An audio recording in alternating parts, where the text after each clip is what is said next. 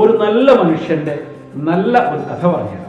ശുദ്ധനായ സത്യസന്ധനായ ഒരു നല്ല മനുഷ്യൻ ഒരു വഴിയിലൂടെ ഒറ്റയ്ക്കങ്ങനെ നടന്നു പോവാണ്. വഴിയിൽ പെട്ടെന്ന് ഒരു സ്വർണ്ണാഭരണം അദ്ദേഹത്തിന് മുമ്പിൽ. ഇതിനു മുന്നേ നടന്നുപോയ ആരുടെയോ കയ്യിൽ നിന്ന് വീണുപോയതാണ്. അദ്ദേഹം അത് കയ്യിലെടുത്ത് നോക്കി.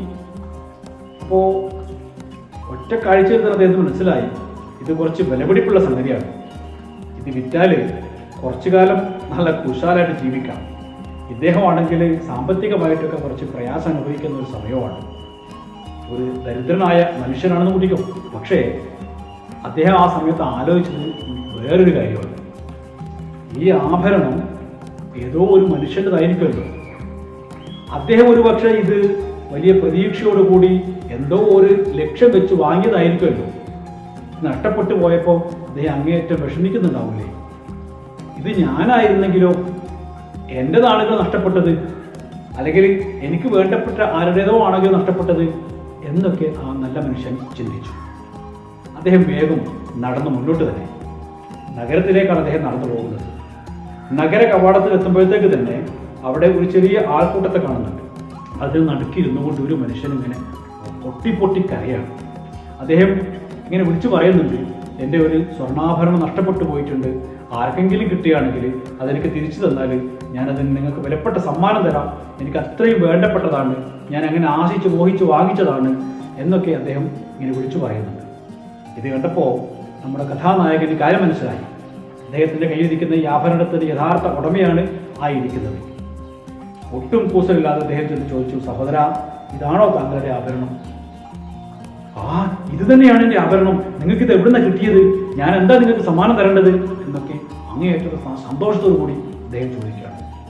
നമ്മുടെ കഥാനായകൻ പറഞ്ഞു, വേണ്ട, എനിക്ക് സമ്മാനമൊന്നും വേണ്ട. നിങ്ങൾക്ക് സന്തോഷമായല്ലോ, നിങ്ങളുടെ ആഭരണമല്ലേ ഇത് നിങ്ങളുടേതാണല്ലോ, അതുകൊണ്ട് നിങ്ങളെടുത്തോളൂ, നിങ്ങൾ സന്തോഷത്തോടെ പോയിക്കോളൂ. കഥാനായകൻ അദ്ദേഹത്തിൻ്റെ വഴിക്ക് പോകുന്നു. ദിവസങ്ങൾ കാലങ്ങൾ കഴിയുന്നു. ഒരു ദിവസം അദ്ദേഹം കടലിൽ മീൻ പിടിക്കാൻ വേണ്ടി പോവാണ്. അദ്ദേഹത്തിൻ്റെ ചെറിയൊരു വഞ്ചിയുണ്ട്. ആ വഞ്ചിയിൽ അദ്ദേഹം ഇങ്ങനെ തുഴഞ്ഞ് ഇങ്ങനെ മീൻ പിടിക്കാൻ വേണ്ടി പോവാണ്. അങ്ങനെ തുഴഞ്ഞ് കുറച്ച് മുന്നോട്ടെത്തി കുറച്ച് കടലിൻ്റെ ഉള്ളിലേക്ക് ചെന്ന് പോയപ്പോൾ പെട്ടെന്ന് വലിയ കാറ്റും കോളൊക്കെ ഉണ്ടായി. വലിയ തിരമാലകൾ ആഞ്ഞടിക്കാൻ തുടങ്ങി. അദ്ദേഹത്തിൻ്റെ ചെറിയ വഞ്ചിയല്ലേ, അതിങ്ങനെ ചാഞ്ഞും ചെരിഞ്ഞും അദ്ദേഹത്തിന് പേടിയുണ്ട്. വഞ്ചി അങ്ങനെ മറിഞ്ഞാലോ എനിക്കോ. അദ്ദേഹം തിരിച്ച് കരയിലേക്ക് തന്നെ അടുക്കാൻ വേണ്ടി ശ്രമിക്കുകയാണ്. പക്ഷെ സമ്മതിക്കുന്നില്ല. തിരമാലകളിൽ അദ്ദേഹത്തിൻ്റെ വഞ്ചി ഇങ്ങനെ ആകാശത്തേക്ക് വലിച്ചെറിഞ്ഞ് താഴേക്കിടുകയാണ്. വലിയൊരു തിരമാല വന്നിട്ട് അദ്ദേഹത്തിൻ്റെ വഞ്ചിയെ കീഴ്മേൽ മറിച്ചു കളഞ്ഞു. പക്ഷേ സാമാന്യ നിയന്ത്രണമൊക്കെ അറിയുന്ന ഒരു മനുഷ്യനായിരുന്നു അദ്ദേഹം. എങ്ങനെയൊക്കെയോ അദ്ദേഹം മുകളിലേക്ക് ഉയർന്നു വന്നു.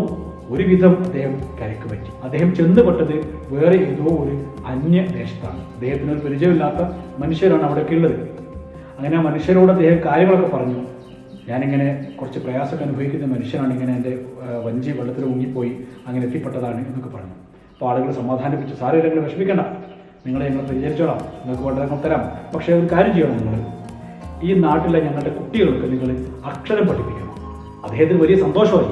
ഒരു ജോലി ചെയ്തിട്ട് അതിൽ നിന്ന് കിട്ടുന്ന വരുമാനം കൊണ്ട് ജീവിക്കാമല്ലോ. നമുക്ക് നേരത്തെ അറിയാം, അദ്ദേഹം ആ മാല തിരിച്ചു കൊടുത്തപ്പോൾ അദ്ദേഹത്തിന് അതിൻ്റെ ഉടമ സമ്മാനം കൊടുത്തിട്ട് വാങ്ങിക്കാത്ത ആളാണ്. എന്ന് വെച്ചാൽ ഔദാര്യങ്ങളൊന്നും പറ്റാത്ത, അധ്വാനിച്ച് ജീവിക്കണം ആഗ്രഹിക്കുന്ന ഒരു മനുഷ്യനാണ്. അങ്ങനെ അദ്ദേഹം ആ നാട്ടിലെ കുട്ടികളെ അക്ഷരം പഠിപ്പിച്ചുകൊണ്ട് സന്തോഷത്തോടുകൂടി ജീവിക്കുകയാണ്. ഒരു ദിവസം ആ നാട്ടിലെ ഒരു മനുഷ്യൻ വന്നിട്ട് അദ്ദേഹത്തോട് ചോദിച്ചു, ഇവിടെ ഒരു അനാഥ പെൺകുട്ടിയുണ്ട്, സാമ്പത്തികമായിട്ടൊക്കെ വളരെ പ്രയാസത്തിലാണ്, ആരും നോക്കാനൊന്നുമില്ല. നിങ്ങൾ ആ കുട്ടിയെ വിവാഹം കഴിക്കുകയാണെങ്കിൽ അവർക്കൊരു കൂട്ടാവും, നിങ്ങൾക്കും അവരുടെ കൂടെ സന്തോഷമായി ജീവിക്കാം. അദ്ദേഹം വലിയ സന്തോഷത്തോടുകൂടി സ്വീകരിച്ചു.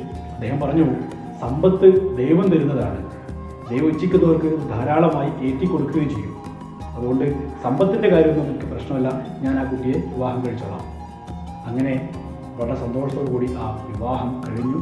അന്ന് രാത്രി അദ്ദേഹത്തിൻ്റെ ഭാര്യയുടെ കഴുത്തിൽ ഒരു മാല അദ്ദേഹം കാണുകയാണ്. ആ മാല കണ്ടപ്പോൾ അദ്ദേഹത്തിനൊരു സംശയം, ഈ മാല എനിക്ക് ഇവിടെ നല്ല പരിചയമുണ്ടല്ലോ. അദ്ദേഹം ഭാര്യയോട് ചോദിച്ചു, ഈ മാല നിങ്ങൾക്ക് ആരാ തന്നത്?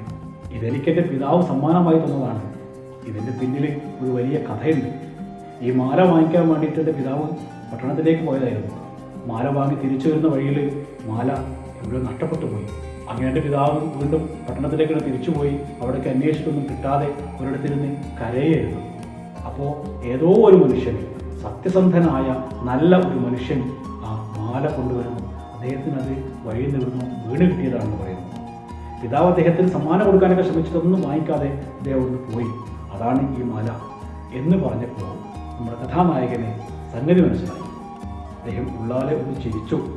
എന്നിട്ട് അദ്ദേഹം കാര്യങ്ങളൊക്കെ തുറന്നു പറഞ്ഞു. ജീവിതത്തിൽ അദ്ദേഹത്തിനുണ്ടായ അനുഭവം ഭാര്യയുമായി പങ്കുവെച്ചു. അത് കേട്ടപ്പോൾ അദ്ദേഹത്തിൻ്റെ ഭാര്യയ്ക്ക് വലിയ സന്തോഷമായി. അവൾ പറഞ്ഞു, അങ്ങനെയാണെങ്കിൽ ഞാൻ അങ്ങേയറ്റത്തെ ഭാഗ്യവതിയാണ്. അങ്ങയെപ്പോലെയുള്ള സത്യസന്ധനായ ഒരു നല്ല മനുഷ്യനാണല്ലോ എനിക്ക് ഭർത്താവായി കിട്ടിയത്. അവർ രണ്ടുപേരും സന്തോഷത്തോടു കൂടി ഒരുപാട് കാലം കുടുംബമായി